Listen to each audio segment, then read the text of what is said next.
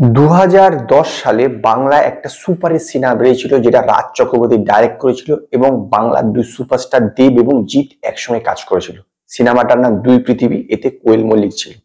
এবং এই সিনেমাটার সঙ্গে কিন্তু একটা কানেকশন আছে দেবের আপকামিং সিনেমা খাদানকে নিয়ে। আপনারা হয়তো ভাবছেন এর সঙ্গে আবার এর কি কানেকশন, সেই ব্যাপারে আমি আপনাদেরকে এই ভিডিওতে কথা বলবো।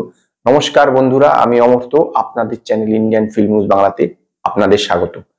2010 সালে দুই পৃথিবী সিনেমাটার একটা গান সুপারহিট হয়েছিল, সেটা হচ্ছে প্যারে লাল রে। ইয়েস, প্যারে লাল রে এই গানটা ছিল। এই গানটায় দেবের সঙ্গে নিচে ছিল হচ্ছে বরখা বিশ সেনগুপ্ত, যিনি ইন্দ্রনীল সেনগুপ্তর প্রাক্তন স্ত্রী। এই বরখা বিশ সেনগুপ্ত কিন্তু খাদান সিনেমাতে আছে। ইয়েস, বরখা বিশ সেনগুপ্ত খাদান সিনেমাতে একটা গুরুত্বপূর্ণ চরিত্র করছে এবং বরখা বিশ সেনগুপ্ত কিন্তু দেবের বিপরীতেই আছে। নট দেবের সঙ্গে এরকম গান বা অন্য কিছু নেই, দেবের বিপরীতে সে তার দেবের স্ত্রীর চরিত্রে অভিনয় করছে। এতে ইদিকা পালও আছে।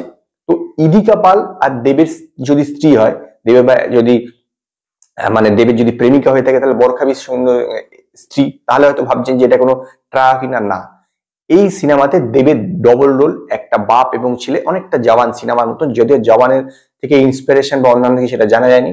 কিন্তু ছেলের যে চরিত্রটা তার বিপরীতে আছে হচ্ছে ইদিকা পাল, এবং বাবার যে চরিত্রটা তার বিপরীতে আছে হচ্ছে আপনার এই বরখা বিশ সেনগুপ্ত। মানে দেবের স্ত্রীর চরিত্রে অভিনয় করছে একদিক থেকে, আবার দেবের মার চরিত্রে অভিনয় করছে, মানে ছেলে দেবের চরিত্রে অভিনয় করছে।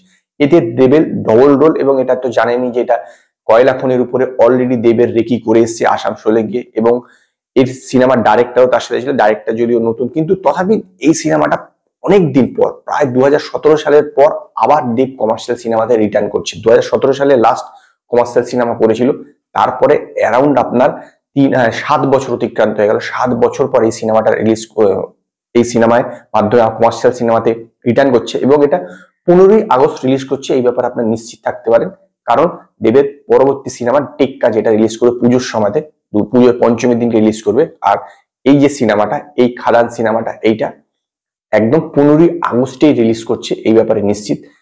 ও তো এই সিনেমাটাতে দুইজন হিরোইন এবং দেবের ডবল রোল, এছাড়াও যিশু সেনগুপ্ত এবং বনি সেনগুপ্ত, এই দুজনের সঙ্গে কথাবার্তা চলে। শোনা যাচ্ছে যিশু সেনগুপ্ত নাকি এখানে একটা পুলিশের চরিত্র অভিনয় করতে চলেছে, যে একটু ভিলেন টাইপের হবে, এবং বনি সেনগুপ্ত সেরকম না। বনি সেনগুপ্ত একটা ছোট পাঠ করেছে, যদিও এই ব্যাপারে এখনো কোনো অফিসিয়াল কনফার্মেশন আসেনি দুজনের তরফ থেকে, বা মেকার্সদের তরফ থেকে এটা জানানো হয়নি যে এই দুজন এতে কাজ করছে কিনা। এবং এটা, এই যে এই সিনেমাটা দেব এন্টারটেইনমেন্ট ভেঞ্চার্স এবং সুরিন্দর ফিল্মসে যৌথভাবে প্রযোজনা করছে। যে কোয়েল মল্লিকের স্বামী, সে তাদের প্রযোজনা সংস্থা, দুজনে যৌথভাবে প্রযোজনা করছে। এর আগে যদিও সুরিন্দর ফিল্মসের সঙ্গে অনেক কাজ করেছে, কিন্তু যৌথভাবে কোনো সিনেমা আজ পর্যন্ত করেনি। তো প্রথমবার দুজন একসঙ্গে যৌথভাবে করছে, এবং এই সিনেমাটা লার্জ স্কেলে বানানো হচ্ছে। শোনা যাচ্ছে নাকি এই সিনেমার বাজেট অ্যারাউন্ড 5 কোটি টাকা প্লাস হতে পারে। তো এই ছিল আজকের খবর খাদান সম্পর্কে, যে দেবের বিপরীতে ইদিকা পালের পাশাপাশি বরখা বিশ সেনগুপ্ত অভিনয় করছে। তো আজকে এই পর্যন্তই। যদি আপনাদের এই ভিডিও পছন্দ হয় তো লাইক করুন, কমেন্ট করুন, শেয়ার করুন, আর নতুন নতুন আপডেটের জন্য আমার চ্যানেলকে সাবস্ক্রাইব করুন।